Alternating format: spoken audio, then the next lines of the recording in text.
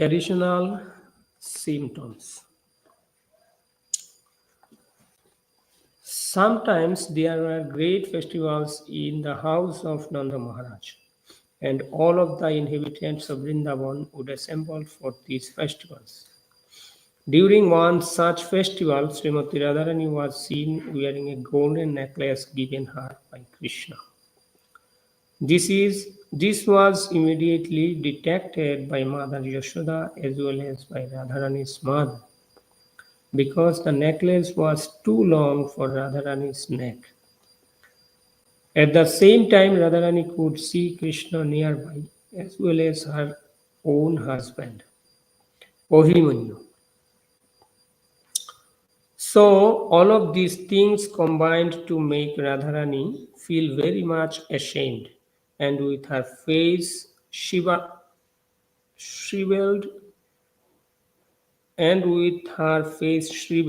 she began to look very beautiful. In this case, there was a combination of bashfulness, anger, jubilation, and lamentation. So, this is an instance of an aggregate of symptoms of ecstatic love.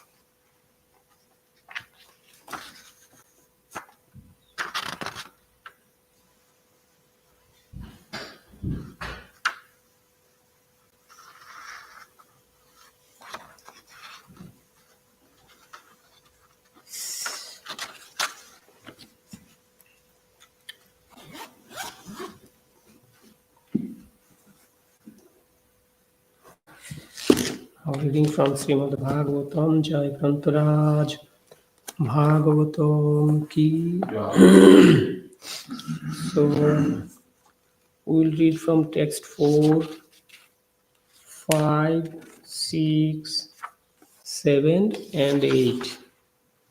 On the text number 8, there is purport.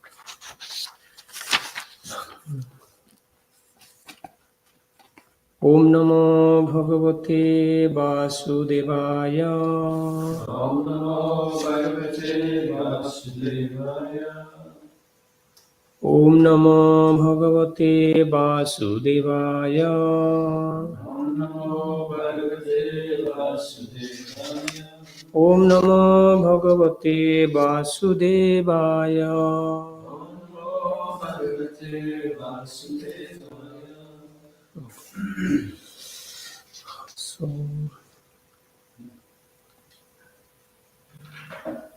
Tato iravato namo varanendra vinirgataha dantois chaturvishetadrer haran bhagavato mahim. Translation. As the next result of the churning, the king of elephant named Airavata was generated. This elephant was white, and with its 4 tusks, it defied the glories of Kailash mountain, the glorious abode of Lord Shiva.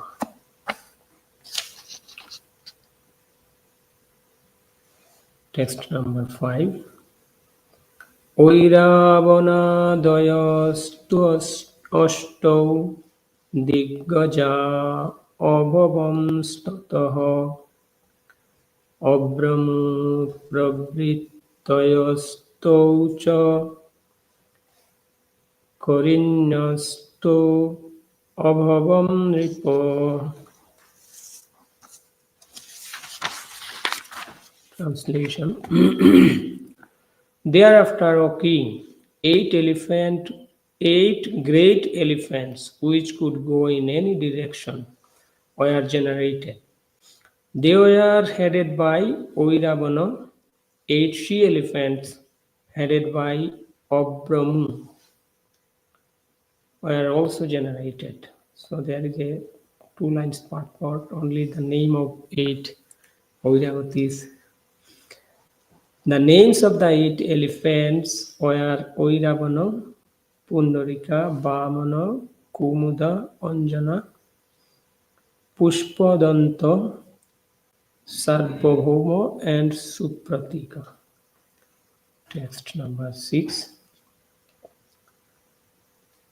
Kaustuvaikam abudratnam padmaraga mohodade tasmin mano spriham chakre vakshalankarane harihi tata bhavat parijata suraloka vibhushanam purayati arthina arthai shashvad bhuviyata bhavan. Generated thereafter from the great ocean were the celebrated James Kaustubha Muni and Padmaraga Muni. Lord Vishnu, to decorate his chest, desired to possess them. Generated next was the Parijat flower, which decorates the celestial planets. O King, as you fulfill the desires of everyone on this planet by fulfilling all ambitions, the Parijat fulfills the desires of everyone. Text number 7. Tatoschas porosojata nishko kantha subhashasha ramanya sorginam bolgu goti lila balokanai. Translation. Next there appeared the Apsaras, who are used as prostitutes on the heavenly planets. They were fully decorated with golden ornaments and lockets, and were dressed in fine and attractive clothing. The Apsaras move very slow in an attractive style that bewilders the inhabitants of the heavenly planets. Text number 8. Please repeat after me. Tataha cha avirbhut avirbhut sakshat tatoschavirbhut sakshat tatoschavirbhut sakshat Sri Rama Bhagavat Para Sri Rama Bhagavat Para Ranjayanti Disho Kanta Ranjayanti Disho Kanta Vidyut Saudamani Yatha Vidyut Saudamani Yatha Tatoschavirbhuta Sakshat Sri Rama Bhagavat Para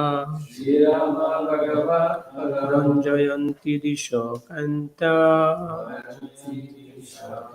Vidyut Saudamani Yatha Tatoschavirbhuta Sakshat Sri Rama Bhagavat Para Ranjayanti Disho Kanta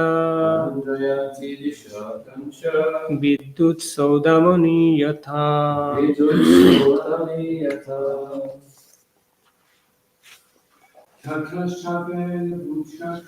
Tatoschavirbhut Sakshat Sri Rama Bhagavat Para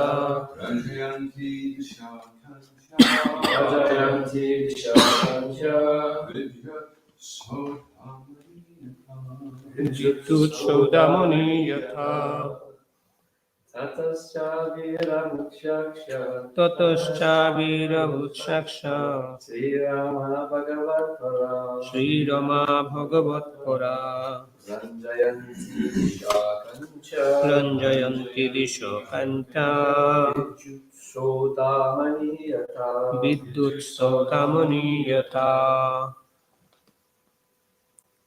Natascha Viramukshaksha Tatoscha Virabhutshaksha Sri Rama Bhagavat Bhagavat Pura Para Ranjayanti Disho Kanta Vidyut Saudamani Yata Tatoscha Virabhutshaksha Sri Rama Bhagavat Para Ranjayanti Dishakanja Saudamani Yata. Translation. Then there appeared the goddess of fortune Rama. Can you repeat? Then there appeared the goddess of fortune, Rama, Who is absolutely dedicated to being enjoyed by the Supreme Personality of Godhead. who is absolutely dedicated to being enjoyed by the Supreme Personality of Godhead. She appeared like electricity, She appeared like electricity, surpassing the lightning and might illuminate a marble mountain. surprising the lightning and Purport. Joy His Divine Grace A.C. Bhaktivedanta Swami Srila Prabhupada Ki. Shri means opulence. Krishna is the owner of all opulences. Bhuktaram Jagyatapasam Sarvaloka Maheshwaram Suridam Sarvabhutanam Riyattvamam Shantim Richati. This peace formula for the world is given in Bhagavad Gita 5.29. When people know that the Supreme Lord Krishna is the supreme enjoyer, the supreme proprietor, and the most intimate, well-wishing friend of all living entities, peace and prosperity will ensue all over the world. Unfortunately, the conditioned souls being placed into illusion by the external energy of the Lord want to fight with one another, and therefore peace is disturbed. The first prerequisite for peace is that all the wealth presented by Shri, the goddess of fortune, be offered to the Supreme Personality of Godhead. Everyone should give up his false proprietorship over worldly possessions and offer everything to Krishna. So, this is the teaching of the Krishna consciousness movement. Hare Krishna, Krishna Krishna, Hare Hare, Hare Rama, Rama, Hare Hare. Then there appeared the goddess of fortune Rama, who is absolutely dedicated to being enjoyed by the Supreme Personality of Godhead. She appeared like electricity, surpassing the lightning that might illuminate a marble mountain. So, from the beginning of this chapter, we have the list of uh, the appearance of uh, different themes, living entities, and from the churning of milk ocean. So the first was that the first came out Surabhi cow. Then after Surabhi, Uchchoishrava, the horse. So this is the horse in Srimad Bhagavad Gita. Krishna said that among the horse I am Uchchoishrava. Then Oiravat, and this is also Krishna said that among the elephants I am the Oiravat. Then what appeared? Okay, then 8 Diggajas. Then appeared Kostubamani and Padmaragmani. So both these gem the Lord Vishnu accepted to decorate his chest. And after that appeared Parijat flower, and the Parijat flower full decorates the heavenly planets. And it is also one kind of desire tree there in heaven. That Parijat flower, Parijat tree can fulfill the desires of the heavenly inhabitants. Then appeared Lakshmi Devi, the goddess of fortune, who is called Rama. And she is always dedicated to the Lord, and she is always dedicated to being enjoyed by the Lord. So Srila Prabhupada has given in purport the peace formula we read in Srimad Bhagavad Gita. He started the purport with the Rama. Sri means opulence, and Krishna is the proprietor of owner of all opulences.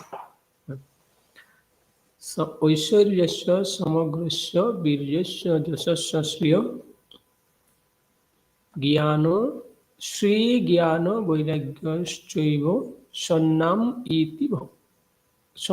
Bhago Itingana. This shloka from Padma Puran by the father of Vyasdeva, Parashar Muni. He has given the definition of Bhagavan.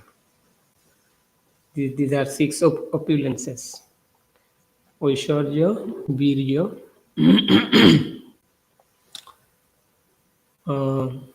all wealth, strength, fame, Shri beauty, knowledge, Gyan and Vairagya, detachment. The one who has all these 6 opulences in full form, he is called Bhagavan. And Krishna only possesses these things. So Srila Prabhupada said that Sri means opulence, and Krishna is the owner of all opulences. Then Prabhupada quoted the 29th shloka of 5th chapter from Srimad Bhagavad Gita. Bhoktaram Jagatapasam Sarvalokha Maheshwaram Suridam Sarvabhutanam Gyattamam Shantim Richati. If someone fortunately can know that Krishna is the owner of all wealth, Sarvaloka Maheshwaram, he is the owner of all the 14 planetary systems. So, and he is the enjoyer of all sacrifices and austerities, and the best well-wishing friend of all living entities. Then he can be peaceful. He can have the peace in his heart. So, but unfortunately, the conditioned souls being placed into the illusion by the external energy of the Lord, therefore they are fighting each other. So, and because of this fighting, the peace is disturbed. So, fighting cannot give one peace. From distraction, nobody can have peace. The fighting always take us to the distraction. So even our acharyas like Bhaktivinoda Thakur said that Manoso deho geho yo kichu mur or pilotu apodinanda kishur. Like Prabhupada said that the first prerequisite for peace is the wealth presented by Sri or Goddess of Fortune be offered to the Supreme Personality of Godhead. So all the ownership, proprietorship, we should offer to the Lord. So, and in Ishopanishad also we find in the first shloka, Ishavasya midam sarvam jatkincha jagattam jagat tena tektena hunjita magrida kusya siddhana. All the animate or inanimate, everything there is in this material world, the Lord is the controller and the perfect owner. So therefore one should not accept more than necessary because he is not the owner. If someone live like this, follow this principle, then he can live more than 100 and 1,000 years. There is no harm. The next shloka is talking like that. Bhaktivinoda Thakur said that Manaso Dehogesho Yoki Chomur or Pilutwa Pade. My mind, my body, and my everything, my children, my wife, my house, everything I have offered to you. And in another bhajan, Bhaktivinoda Thakur said that Atma Nivedana Tua Pade Kori Hoinu Paramasari. So as long as I offered myself at your lotus feet, as soon as I surrender unto at your lotus feet, I got the happiness. So yes, so for getting peace and happiness, so this is the main core principle. If someone does not follow this principle, the proprietary ownership of Lord, Krishna is the enjoyer and he is the most well-wishing friend, and he did not submit everything to his lotus feet, then one cannot have peace and cannot have happiness also. So, and when Vishwarup, the elder brother of Lord Chaitanya, took sannyas, then Jagannath Mishra decided that Nimai should not go to the school. If he continue his study, then he will know all the secret of this material world, and he also follow his elder brother. He will also take sannyas. So Nimai should not go to the school. Stop Nimai's studies.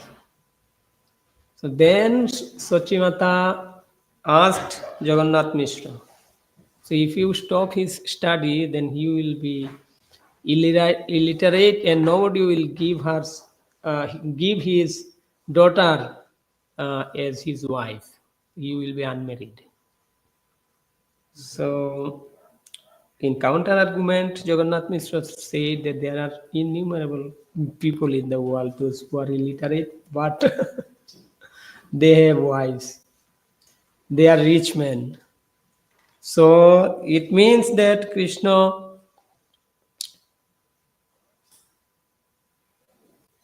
when Krishna empowers someone, then he can have everything. And he said a wonderful shloka that Krishna kripa bine nohe dukker muchanjay jay Shri Shri Kodanitai Mayapur Shashi ki. Krishna kripa bine nohe dukker muchan thakileva vidyakul koti koti dhan. So without the mercy of Krishna, one cannot be. So one's distress cannot be mitigated. Even if he has the education, wealth, and high aristocracy, these things cannot remove his distress if he does not have the mercy of Krishna. So this is the main thing. Then Sachimata stopped. She had any more logic to continue Jagannath Mishra and stopped study of Lord Chaitanya. So, yes, so for being happy and to have peace in mind, this is the most important thing, to accept Lord as our proprietor of everything, Parameshwar. And he is the most well-wishing friend, and he is the enjoyer. So Prabhupada said, if someone, and this is the teaching of Krishna consciousness movement. So actually this is teaching ISKCON all over the world. Accept Krishna as the Supreme Lord, surrender unto Him. He is the enjoyer and He is the Surid, the most well-wishing friend. And those who are accepting Him as like this, they are being peaceful and they are becoming happy. So, yes, even if someone only know that this, these things, even by knowing him, by knowing Krishna as like this, he can be peaceful. But the devotees is not stop only by knowing him. They go much more ahead. After knowing, so devotee advance in serving him. So that service to the Lord, the devotees are offering, actually that makes them permanently peaceful. If someone only just know that Krishna is the owner of everything, Krishna is most well-wishing friend, and Krishna is the enjoyer, but he does not accept Krishna as like this and does not render any service to him, then it cannot be sustained. So this is my little understanding. So I expect your addition in this regard. Yes. No question. Only addition.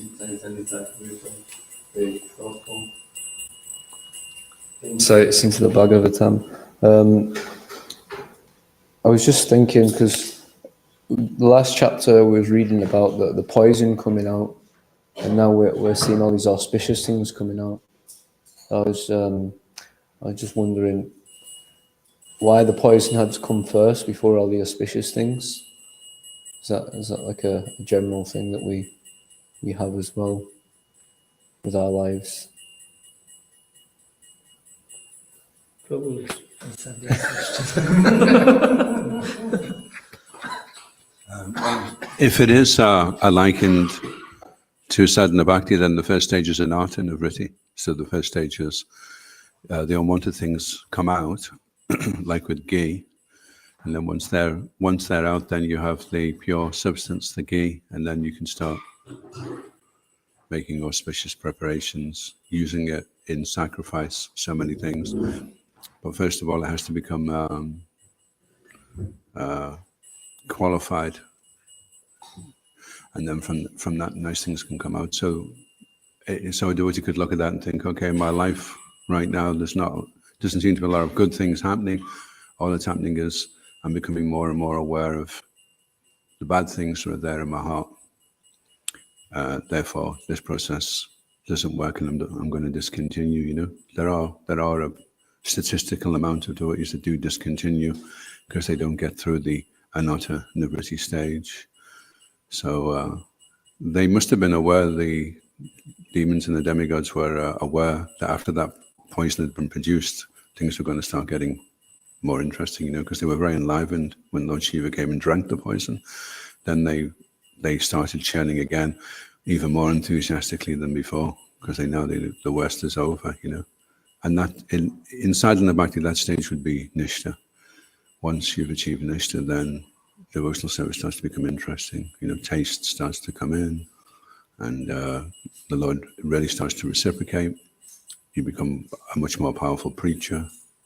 Everything starts to really, your career, your Sankirtan career starts. Dragging the feet along career. Yeah. Yeah, when you're feeling all the time that you have to do it, then really the next stage isn't to stop doing it, but to get to the stage where you want to do it. Like there's one devotee right now in Sower Street, Radha Raman, and he loves doing Sankirtan, but he's got such bad health, and he gets really, really heavy migraines, and every chance he gets, he tries to go out for an hour or two, and he really relishes it. So he's at that stage, but physically he's not able to engage as much as he would like to. So that should inspire the other Sankirtan devotees that if I can continue on, I'll get to the stage where I'll be so keen, to go out.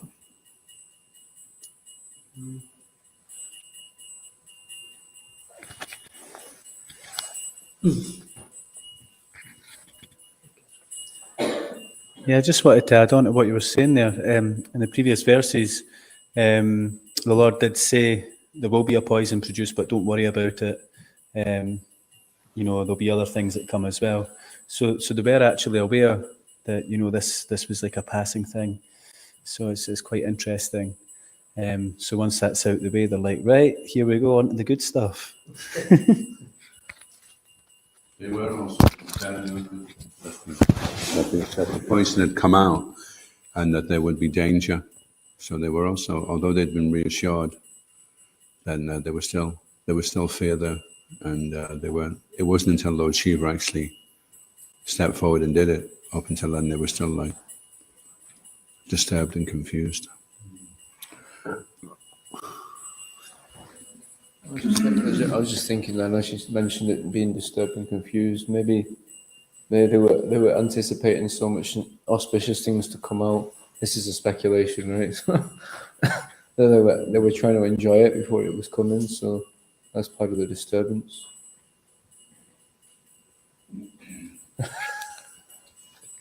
I mean, there's probably a commentary somewhere by one of the acharyas about what's actually the significance of what's going on here.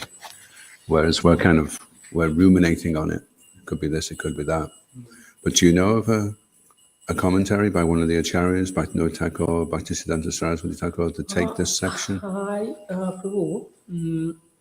Maybe Vishwanath Chakravarti Thakur mentioned in his commentary, like he quoted a Bengali proverb that is called Age Tita Pore Mitha.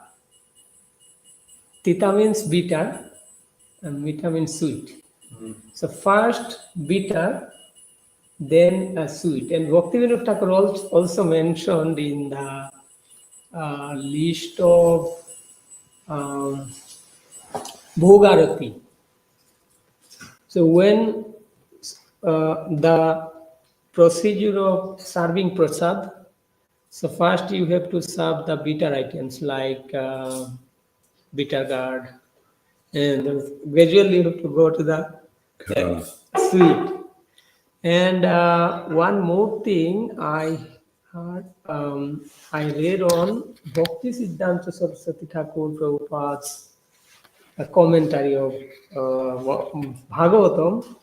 He said that when we start fire sacrifice, then first comes out the smoke, then the fire. So dealing with the pit, we read these things in the Bhakti Siddhanta Saraswati Thakur Prabhupada's commentary. Ends well that, all well that ends well, like Prabhupada is there.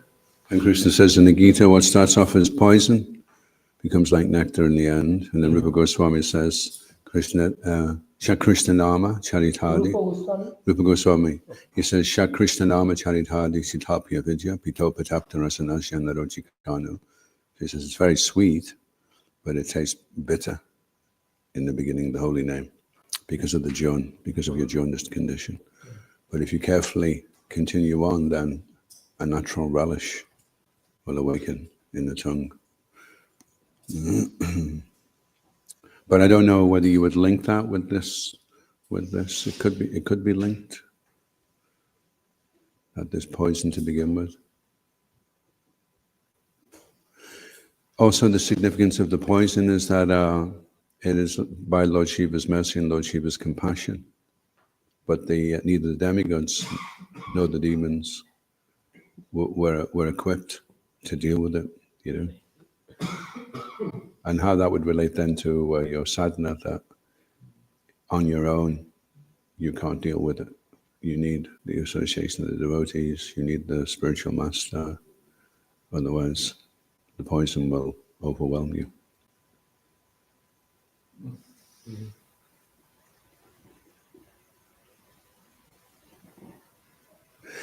So it seems to me, just as a comment, that everything that's coming out the ocean right now is the first time that it's been seen in the material world. So this pastime must have taken place before the scorpions had poison and before the cows were being used in Vedic sacrifices. Is that correct? Can you please withdraw? Translation.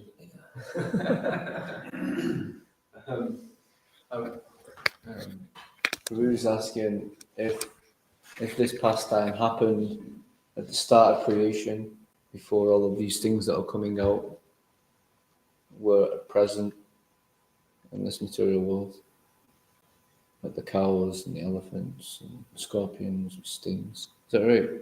Yeah. Yes, they are there. But anyway, Other animals, other we'll have to find out entities another are time. also there. I think we need to do some research. I have to do some research. We're trying to find out when this happened in terms of chronologically. Yeah, because Indra didn't have his elephant, scorpions went poisonous until this took place. Before that, and it was just like when Lord Brahma was creating, and nobody was, no male and female were uniting, and Lord Brahma had to coat the genitals to give some pleasure so that they would then progenate, otherwise they won't. So there must have been a point where there wasn't that attraction. Lord Brahma had to make that arrangement so that there was. And then there was an arrangement that the scorpions would become poisonous, and then there would be an arrangement that Lord Indra would get his elephant.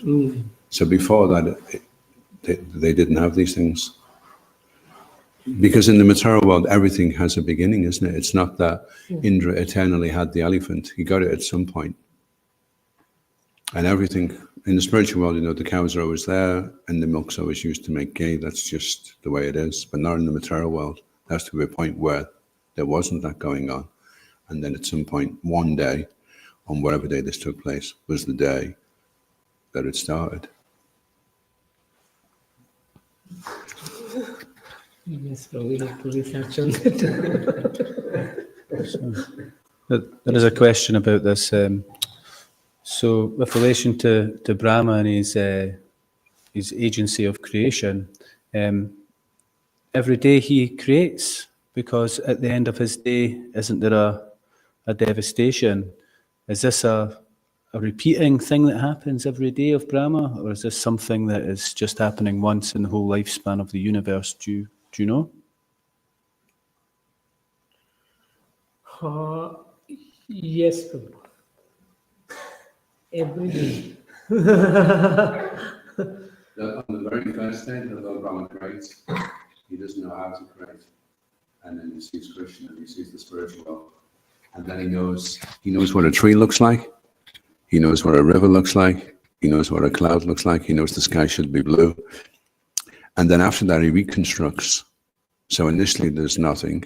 Then he figures out scorpions need poison, this, that, and the next thing. And then the next day, he's going to reconstruct. So it's not that he just starts again from square one. From second day? Yeah. It's like progressive, you know. Like it is mentioned in second canto that second or third canto that 10,000 celestial years Brahma meditated. Then the Lord appeared. So the celestial year and Brahma's one day is not different. In one day of Brahma, there are thousands, 4 yugas. Satya, Treta, Dwapara. I suppose you could say then, in the preliminary stage, before creation took place, Brahma comes out of the lotus, he doesn't know what's going on, he doesn't know where he is, Yeah. he does tapa. Then Krishna appears and shakes his hand, indicating Sakiras. And then he's able to say, oh, okay. So then he creates an imitation of the spiritual world with material energy. But up until then, it's like giving an artist all the paints and the canvas and the brush and ask him to paint something. So then when he sees a landscape, then he can go back to the canvas and paint it and reproduce it. So however many years it took, but the preliminary stage was he had to be enlightened. And then once he had created, after that, it wasn't a process of recreating, it was a process of reconstruction. He was aware now, that the male and the female have to be attracted to each other. So he needs to put coating on the genitals that will produce progeny. And then all these different things came in, And then he makes the eyelids blink. And the gopis aren't too keen on that one, right? So then it can be decided that from second day of Brahma's appearance, he started the creation. Okay. Thank you. Thank you, Thomas. Jai. Jai Grantaraj, Srimad Bhagavatam ki Jai. Srimad Prabhupada ki Jai. Jai.